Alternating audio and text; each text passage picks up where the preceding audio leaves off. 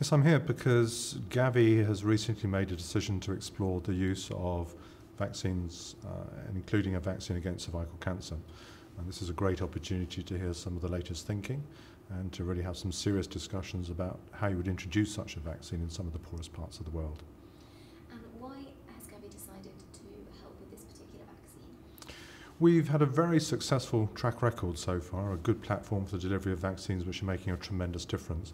We now have an exciting pipeline of new vaccines coming, and we've looked across the whole scope of all these new vaccines, and HPV, the vaccine against cervical cancer, has come out as one that can have a big impact, not only in terms of mortality, but in terms of illness and morbidity in women in some of the poorest parts of the world.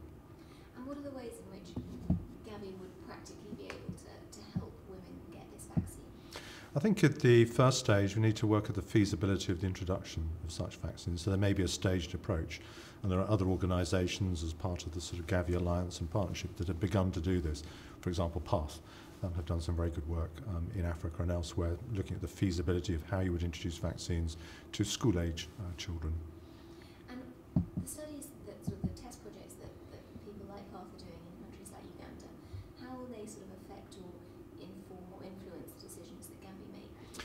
Yes, I mean, one of the important things we have to look at is the feasibility of the introduction, which impacts on the whole cost. So we have to look at viable strategies, costing those strategies, making sure they're sufficiently financed to be introduced. So this kind of pilot work is absolutely critical, because it's not just the basic cost of the vaccine, there's the whole support of a program. And in the case of this particular vaccine, it's very likely that it's going to be introduced through school-based programs, which would be new. And so there's a whole range of issues that come up there as to how that could be practically achieved. And what are the criteria that have to be met before GAVI would lend its support to such a vaccine? Affordability of the vaccine is a key issue. At the end of the day, some of the poorest countries in the world, not today, but in the future, have to be able to afford these vaccines.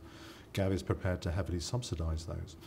In a financially challenged world, as we are at the moment, that issue has become more critical than ever before. So we look very hard at the cost effectiveness, not only of the vaccine itself, but the introduction strategies. And that forms about the basis of the criteria against choosing one vaccine versus another. And HPV at the moment looks very promising in that regard. And does the sort of current economic climate affect how quickly GAVI could back something like this? I think that's a good question. I think we need to be pragmatic and realistic. I'm very encouraged, though, by the fact that major governments, such as the UK government, the US and European Commission and European member states, have very strongly stated they will continue to support GAVI and maintain the finance to us.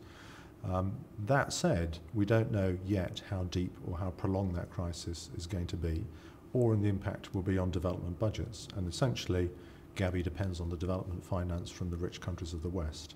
So we won't really know that situation until 2010, but what I can say is that I personally strongly believe that an HPV vaccine would be a great campaign, and I think it's one that we could realise new sources of finances and new partnerships. So I remain ambitious and very optimistic in this particular area.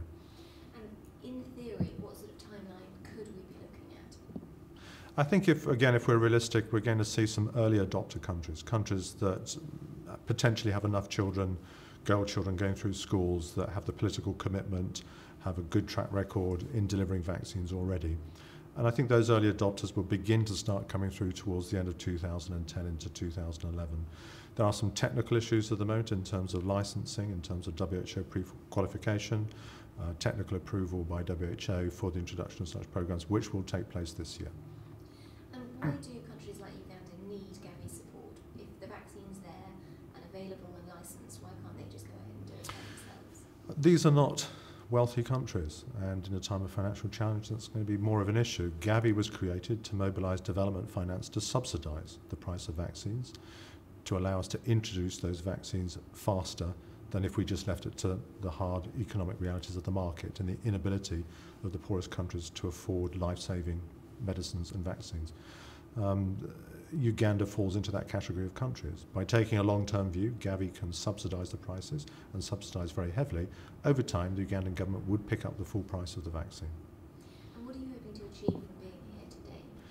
Partly it's to remind people that GAVI is here, that we have a successful platform, that we have had a board decision that has asked me to engage with the stakeholders across the world, And there's a group of fantastic stakeholders here that we need to interact with to begin to plan how we're going to do this. We're now moving to the practicalities of how we're going to implement a very important vaccine for women. And how does the HPV vaccine compare to other vaccines in terms of cost and viability and effectiveness? In terms of effectiveness, it's an astonishingly effective vaccine. It gives very high protection that seems to persist for a sufficiently long time.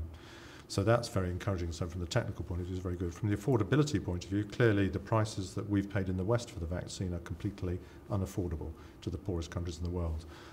We're very confident, though, that we're going to be able to negotiate very reasonable prices with industry, which is one of the reasons why GAVI is here. It's bulk purchasing power, it's negotiating ability, that will mean that they fall within the range that GAVI would consider acceptable. And so what do you hope would happen with sort of cervical cancer prevention in the future? I think in the future, for countries with weak health systems, you would wish to see vaccine introduction. I think that is the main viable strategy that gets you sufficient population coverage to get impact.